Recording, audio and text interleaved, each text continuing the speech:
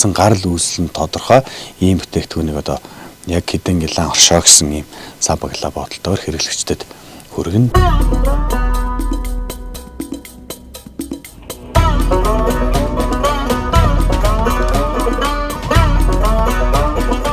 За намайг Батүлэг гэдэг хэдэн гилан оршооны дарга Төрөө мэд баталгаа хүнс төслийн санаачлагч байна. За ерөнхийдөө манай оршоонд Аймгийн Жаргалтан сумын 9 өрх нийлээд энэ оршоог байгуулсан. За одоо сүүлийн үед манай энэ нутагт бас ганзууд их боллоо.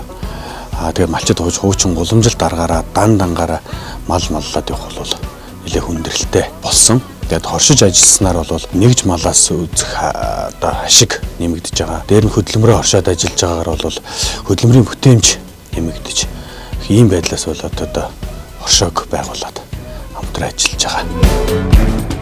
Одоо манай хөдөө нэг ийм асуудал байгаад байгаа байхгүй. Намар хичээл орох болохоор эмэгтэйчүүд нь хүүхдээ аваад төв рүү орчдөг. Залуучууд маань болохоор амьдралынхаа баталгаа амжиргаагаа залгуулж байгаа хэдэн малаа бараад хөдөө үлддэг. Инхээр зэрэг бүл хүч муутай байгаад байдаг. За хоршоод ингээд хамтраад ажиллахаар зэрэг яг малаа ээлжилж маллах ч гэдэг юм уу. Эсвэл одоо өөрсдийнхөө давуу талыг ашиглаад хамтарч ингээд ажил хөдөлмөрөө нэгтгэхэд явахаар зэрэг хүн бүл хүчний дутагдaltaй талаа бол давчиж байгаа.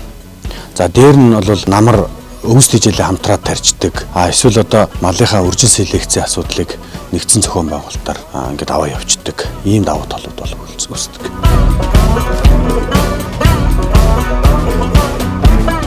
Одоо зах зээл дээр бол 100% баталгаатай хүнс бол нийлүүлэгдэхгүй байгаа. Манай оршооны малчид байгуулагдсанаас хойш ерөнхийдөө зохион байгуулалтанд орж ирсэн цагаас хойш одоо ярилцаж тохироод хонь нөхөр адууга махны чиглэлийн үйлдвэр ухсаагаар сайжруулж эхэлсэн. Оршооны малчид нэгдсэн зохион байгуулалтанд орж ирснээс хойш бол малаа ерөнхийдөө бүртгэлжүүлээд байгаа юм. Гэхдээ эсэл програм дээр бүртгэлээ хийгээд байгаа. Тэр нь бол ажиллагаа ихтэй, жон зовлон ихтэй байдаг. Манай өхөрч тэр хонж тэр эмгэнүүд нь болохоор зах дээрээс ч юм уу мал имлгээс худалдаж авсан зүгээр тоон ялгамжтай эмгэнүүд, энгийн эмгэнүүд байгаа.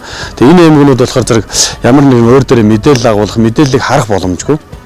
Ердийн хэрэглээний гэх юм уу ялгах одоо айл айлын малыг хооронд нь ялгах зорилттой ашиглаад байгаа. Энэ төслийн хүрээнд авч ашиглах гэдэг эмэг маань болохоор зэрэг яг нөгөө ерөнхийдөө нөгөө блокчейн систем дээр суурилсан платформ дээр бүртгэлжүүлчихээр нөгөө малын бүх мэдээлэл хэрэглэгч харах боломжтой. Өөрөөр хэлбэл тухайн малын махыг хэний хотноос ирсэн ямар мах хэрэглээд байгаа хизээ хамгийн сүүлд одоо эрүүл мэндийн үзлэгт хамрагдсан вакцин хийлгсэн мах бай гэдгээ хэрэглэж байгаа бүтээгдэхүүнийхээ түүхийг мэдэх боломжтой л гэсэн юм уу. Одоо бол энэ зах зээл нийлүүлэгдэж байгаа мах ихэвчлэн гарал үүсэл нь тодорхойгүй. Одоо зах дээрээс жишээлбэл мах худалдаад авахд антибиотикийн үлдэгдэлтэй эдээ бээртэй мах ирлээ гэж асуудлууд гараад байгаа шүү дээ. Манай оршооны хувьд болохоор зэрэг энэ вакцинд хамруулах, за эрүүл мэндийн үзлэгээ авах тэр юмуд бол бүртгэлжүүлээ яваад байгаа. Гэхдээ нөгөө бусад өөр газруудаас ирж байгаа зах зээлд нийлүүлэгдэж байгаа ихэнх махаас ялгарч чадахгүй байгаа. Ер нь одоо чинь малчид нийтлэхээр Евамик гэдэг тариаг хэрэглээд байна л да. Тэр Евамик гэдэг тариа бол одоо тарьснаас хойш 21 өдрийн хугацаанд тухайн малын махыг хэрэглэж болохгүй, сүүг хэрэглэж болохгүй заалттай. Гэтэл одоо нөгөө чид маань болохоор зэрэг мөнгө заасаа боддог ч юм уу, эсвэл ямар нэгэн байдлаар мэдсэн ч бай мэдээгүй янз бүрийн шалтгаанаар 21 хоног нь хүрээгүй багадаа 21 хоног шүү дээ, тий. Малын махаас зах зээл нийлүүлэгдээд байна шүү дээ. Энэ эмгэгжүүлээд мэдээллийг ингээд бүртгэлжүүлснээр яг үхээр зэрэг хамгийн сүүлд хизээ тэр тарилгыг хийсэн. Энэ маханд антибиотикийн үлдэгдэл байгаа юм уугүй юу гэдгийг мэдэх боломжтой болчихж байгаа.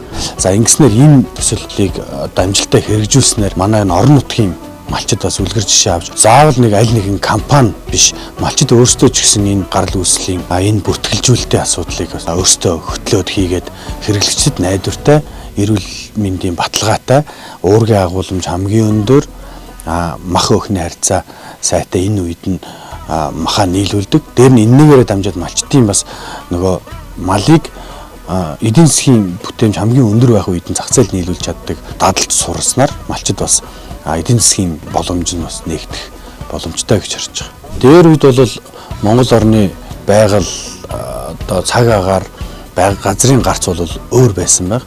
Одоо 300 гаруй нэр төрлийн эмийн ургамал мал бэлчээрээс авдаг гэж ярьдаг шүү дээ, тий. За мэдээж ууланда цармандаа бол сайхан эмийн ургамлууд нь байсаар байгаа. Гэхдээ нийт одоо бэлчээрийг харахад бол хуучин шиг тийм дан одоо малын биед хэрэгтэй байнга авч идэх ийм өвс ургамал биш. Тодорхой хувь нь бол одоо шарилж одоо хогийн ургамал эзэлж байгаа.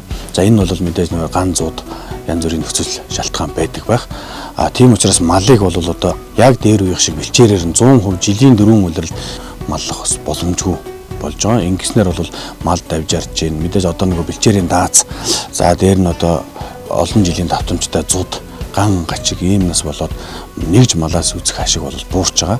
Бэлчээрийг одоо эрчимсэн малаж одоо хослуулж хагас эрчимсэн маягаар маллах нь бол эдийн засгийн хувьд ч дээр хүн хүчний хувьд ч дээр зарцуулах хөдөлмөрийн хувьд ч дээр хэмнэж байгаа. Одоо манайх нэг ийм ойлголт байгаад байдаг.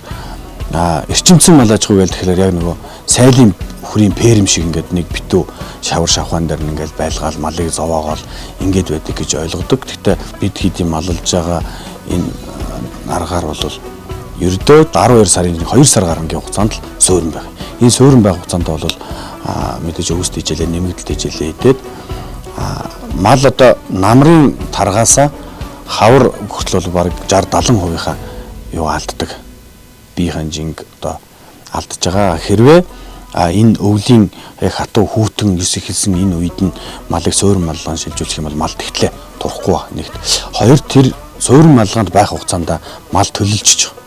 Ингээд төлөлөд яхалаар зэрэг тарган байх үедээ жилбтэй төрөөд урган ч гэсэн бас би том тойр ийм байгаа. За энэ бол ганц манай оршооныхон хийж байгаа ажил биш. Мэдээж Монгол улсын орны өнцөг болон бүрд энэ арга технологиор маллж байгаа. Тэднээс бид нар бас одоо энэ захим орчин хөгжсөн үед бас суралцж байгаа, холбогдож байгаа ийм байдлаар бас маллах нь биднэрт сүүлийн 2 жил туршиж үзлээ. Тэгээд их боломжийн мэдээж эдийн засгийн эргэлтийн хувьд ч гэсэн бас боломжтой байгаа учраас энийг яг хоршоогоороо нийлээд 1-2 удаа биш эсвэл 10 удаа нийлээд явандаа бол энэ сум морн нутгаараа ч гэсэн ингээд хамтраад эдийн засгийн эргэлтэнд оруулаад явах байхаа гэж бодож байгаа.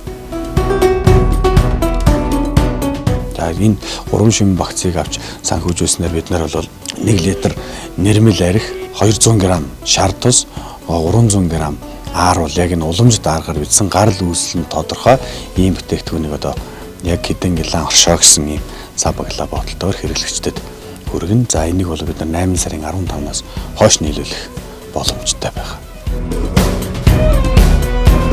Дараагийн вакцин шин шил гэдэг вакцин байна.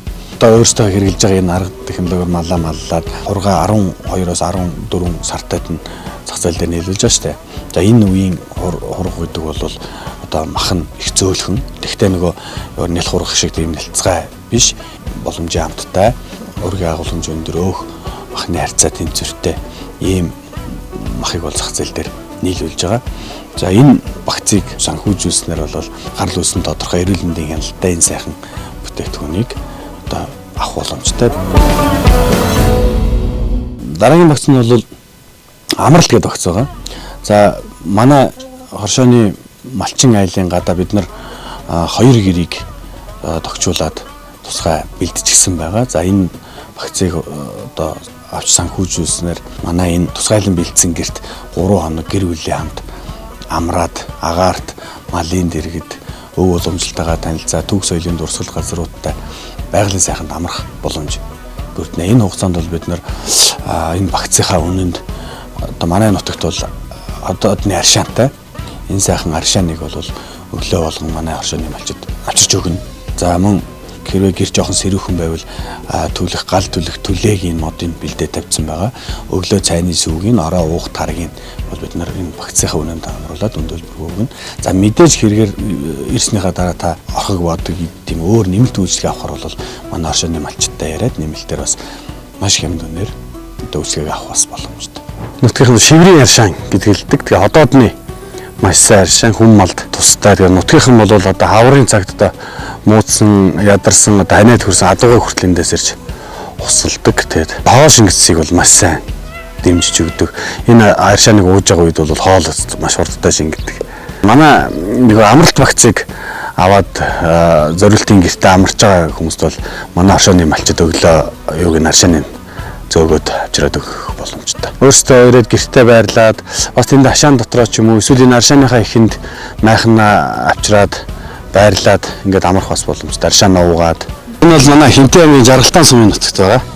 Баян зүрх архины өрт шиврийн хурал буюу нугаарын хийд гэж байсан. 1870-аад оны сүүл үед байгуулагдсан 30 гаруй ламтай. Одоо энэ бол гол дугуй нь харагдчихэв. Тэгээд 30 гаруй ламтай 1938 он хүртэл хурж байсан 2 жастай юм томоохон хийд байсан. Тэгээд манай амралт багцыг авч энд амарч байгаа хүмүүс бол өглөө орон цагаар ойрхон учраас ирээд түүх соёлын дурсгалтай өөрөө болон үр хөвгтэй танилцуулаад энэгээр аялаад алхаад явах юм бас боломж байна. Ойрхон энэ Баянзүрх архиныхаа үрд Шиврийн хийдийнхаа ойхон талд байгаа энэ балиа хад, хүслийн хаданд ирж бас хүслээ шивнэж агаарын сайханд аялаж алхаж бас болно. Энд бол одоо яар шархыг гэдгээдэг, за хүсэл биелүүлдэг гэж нутгийн олон ярьдаг. Энэ балиа хадыг зорж бас Монгол орны өнцөг бүлэн бүрээс хүмүүс бас зүсгтэй олон бас ирдэг. Тэгээ энэ бол манай харшааны цуслангаас бол их олгүй ойрхон харагдаж идэг. Тэгээд энд бас ирж амрах боломжтой юм аа. Хамтын санхүүжилтийн соёлыг хамтдаа түгээцгээе.